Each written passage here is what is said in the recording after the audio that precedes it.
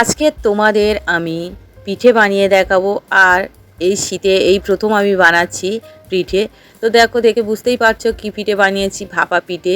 তো সুজির ভাপা পিঠে, চলো কিভাবে বানাচ্ছি দেখে নাও, খেতে দুর্দান্ত হয়।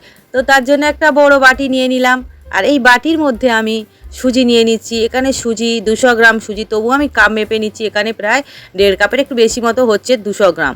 তো যাই হোক, এবার ওই সুজির মধ্যে যতটা সুজি তার অর্ধেক দই নিয়ে নিচ্ছি, টক দই। তো এখানে 1.5 কাপ সুজি মানে অর্ধেক টক দই নিয়ে নিলাম। এরপরে স্বাদ মতো লবণ দিয়ে দিচ্ছি, আর 1 চামচ আমি চিনি দিয়ে দিচ্ছি। টক দই যেহেতু দেওয়া আছে, তো একটু টেস্টটা ব্যালেন্সের জন্য। তো তারপরে একটা হ্যান্ড হুইচের সাহায্যে খুব ভালো করে মিক্সড করে নিচ্ছি। দেখো, খুব ভালো করে মিশিয়ে নিলাম। তো ভালো করে মিশিয়ে নেওয়া হয়ে গেছে। এবার অল্প অল্প করে তরল দুধ দিয়ে আমি ভালো করে মিশিয়ে নেবো। আর ওই যাই হোক, তারপরে এখানে 1.5 কাপ আমি ওই বাটি ওই মানে কাপ মেপে আবার 1.5 কাপ আমি তরল দুধ দিয়ে দিলাম। এবার আরও একটু লাগবে মনে হচ্ছে, একটু মানে যেহেতু সুজি এত ফুলবে, তো সেজন্য অল্প মানে হাফ কাপের মতো ওই কাপ মেপে আমি একটু জল দিয়ে দিলাম। এতে করে কি হবে, মানে 2 কাপ লাগলো টোটাল দুধ আর জল মিলিয়ে। তো যাই হোক, এরকম মানে ব্যাটারটা হবে, কারণ এটা রেস্টে রাখলে ফুলে যাবে। তো এটা আমি 0.5 ঘন্টা মিনিমাম রেস্টে রেখে দিই। তো 0.5 ঘন্টা পরে দেখাচ্ছি, দেখো ফুলে গিয়েছে, কিন্তু দেখে বুঝতেই পারছো কতটা মোটা মতো হয়ে গিয়েছে। তো যাই হোক, এবার দিয়ে দিচ্ছি বেকিং পাউডার।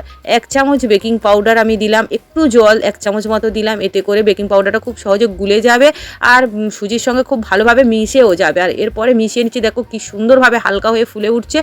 তো ব্যাস, খুব ভালো করে আমি কিন্তু মিশিয়ে ব্যাটারটা রেডি করে নিয়েছি। এবার আমি এটা সাইডে রেখে দেব। আর এই সময় আমি একটা কড়াই বসিয়ে কড়াইয়ের ভিতর স্ট্যান্ড দিয়ে আমি জল ফোটাতে দিয়েছি। আর এদিকে আমি এটা যে বাটিতে মানে পিঠেগুলো রেডি করব, সেই বাটিটা আগে আমি রেডি করব।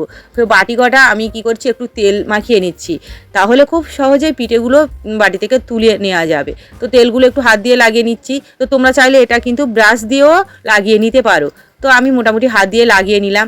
তারপরে একটা হাতা চামচ নিলাম, ওই হাতা চামচের সাহায্যে মোটামুটি প্রত্যেকটা বাটিতে 2 হাতা করে আমি ব্যাটার দিয়ে দিচ্ছি। দেখো, হাতা চামচের সাহায্যে আমি 2 হাতা করে কিন্তু ব্যাটার দিয়ে দিচ্ছি। তো 4টে বাটিতে নেওয়া হয়ে গেছে। এবার আমি জলটা দেখো ফুটে গিয়েছে। তো এবার ওই স্ট্যান্ডের উপরে বাটিগুলো কিন্তু আমি বসিয়ে দিচ্ছি। দেখো, খুব সাবধানে বসিয়ে দিতে হবে। তো এভাবে সবকটা বসিয়ে দিলাম। এরপরে আমি ঢাকা বন্ধ করে, আর ওই ঢাকাটায় একটা ছিদ্র আছে, ওই ছিদ্রটার মধ্যে একটা লবঙ্গ দিয়ে দিচ্ছি। আর তোমরা চাইলে কাগজের টুকরো দিয়ে দিতে পারো, তাহলে কি হয় আর বাষ্প বের হয়ে যাবে না। তো যাই হোক, তারপরে এটা 25 মিনিট ভাপিয়ে নিয়েছি। তো 25 মিনিট ভাপানোর পরে আমি চেক করে দেখছি 25 থেকে 30 মিনিট এটা ভাপাতে লাগবে, যেহেতু বাটিতে আছে তো এরকম সময় লেগে যাবে। তো আমি 25 মিনিট ভাপানোর পরে চেক করে দেখছি, দেখো একদম বাটি মানে কাঠিটা ক্লিয়ার আসছে, একদম পরিষ্কার। তো এবার আমি একটা কড়াইয়ের মধ্যে হাফ কাপ চিনি দিয়ে দিলাম। দিয়ে চিনিটা কী করছি, একটু ছড়িয়ে দেবো স্প্যাচুলার সাহায্যে, এইভাবে কড়াতে একটু ছড়িয়ে দেবো। এতে করে খুব সহজেই ক্যারামেলটা তৈরি হয়ে যাবে। আর এটা হলো যে মানে গুড়ের পাউডার। আর দেখো, এবারে ক্যারামেল আমার কিন্তু রেডি হতেই শুরু করে দিয়েছে। তো ক্যারামেলটা হতে শুরু করবে, লোক আঁচ করে দিয়ে ক্যারামেলটা বানিয়ে নেব, নাহলে কিন্তু এটা তিতো হয়ে যাবে। এবার আমি দুধটা দিয়ে দেবো। তো দেখো, পরিমাণ মতো এখানে দুধ দিয়ে দিলাম। প্রথমে দুধটা দিলে একটু দলা পাকিয়ে যাবে, তো তারপর কোনো সমস্যা নেই, এটা কিন্তু গলে যাবে। যখন একটু জাল করতে করতে গলে যাবে, খুব ভালো করে মিশিয়ে নিলাম। তো আস্তে আস্তে এটা কিন্তু গুলে যাবে দুধের সঙ্গে। তো দেখো, পরিমাণ মতো আমি দুধ নিয়ে নিলাম। আমার 4টে পিঠের জন্য যতটা দুধের দরকার আমি নিয়ে নিলাম। তো এবার মিষ্টিটা তো আর এই ক্যারামেল থেকেই পুরোপুরি হয় না, তো সেজন্য আমি পরিমাণ মতো এই যে গুড়ের পাউডারটা ওটা দিয়ে দিলাম। তো তোমরা মিষ্টি বুঝে দিয়ে দেবে, যে যতটা মিষ্টি পছন্দ করো। তো আমি মোটামুটি মিষ্টি দিলাম, তবে খুব। তো যাই হোক, মিশিয়ে নিলাম। এবার আমি খুব একটু টেস্টটা ভালো করার জন্য 2টো এলাচ গুঁড়ো করে দিয়ে দিলাম। এতে সেন্টটা খুব ভালো আসবে, পিঠেটার টেস্টটাও খুব সুন্দর আসবে। তারপরে খুব ভালো করে গুড়টা মানে দুধটা ফুটিয়ে নিচ্ছি। আর এদিকে পিঠেগুলো ঠান্ডা হয়ে গিয়েছে, এটা ছুরি দিয়ে একটু চারিগাটা ছাড়িয়ে তুলে নিচ্ছি। আর প্যাচুলা দিয়ে একটু এরকম চাগিয়ে দিলেই কিন্তু উঠে যাবে। দেখো, আরও একটা আমি উঠে যাবে, দেখো খুব সহজেই উঠে গেল, যেহেতু এতে তেল দেওয়া ছিল না, তো ওই জন্য মোটামুটি উঠে গেল। এবার দেখো, দুধটাও কিন্তু খুব ভালো করে ঘন হয়ে এসছে, একদম সহজ চলে এসছে উপরে, আর খুব ভালো ঘন হয়ে এসছে।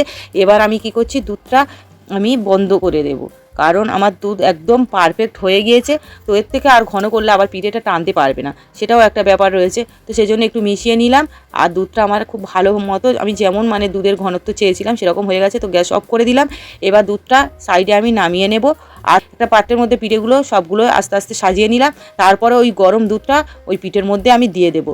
দিয়ে ঢাকা মোটামুটি ঘন্টা 1.5 মতো রেখেছিলাম, তারপরে দেখালাম। তো তোমরা চাইলে এটা সারা রাত রাখবে, সারা রাত পরেই খাবে, দেখবে খুব সুন্দরভাবে পিঠেটা একদম দুধটা টেনে নেবে, খুব ভালো হবে। তো তোমরা এভাবে কিন্তু শীতের শুরুতেই এই পিঠে একবার বানিয়ে দেখতে পারো, একটু অন্য রকমের, খেতে দুর্দান্ত হয়। শেখাচ্ছি না, কেক খাচ্ছি, একটা অন্যরকম ব্যাপার। খেতে কিন্তু দুর্দান্ত, একদম সহজ পিঠের রেসিপি বললে চলে। তো আজকের এই পিঠের রেসিপিটা ভালো লাগলে আমার চ্যানেলকে লাইক, কমেন্ট, শেয়ার। ফেসবুক থেকে যদি দেখো তাহলে ফেসবুকে সবুজ সাথী রেসিপিস নামে পেজটাও তোমরা, পেজ প্রোফাইল আছে সেটাও তোমরা ফলো দিয়ে দেবে। তো ভিডিওটা আজকের মতো এখানে শেষ করলাম। সবাই ভালো থাকবে, সুস্থ থাকবে। ধন্যবাদ সবাইকে, দেখা হবে পরের রেসিপিতে।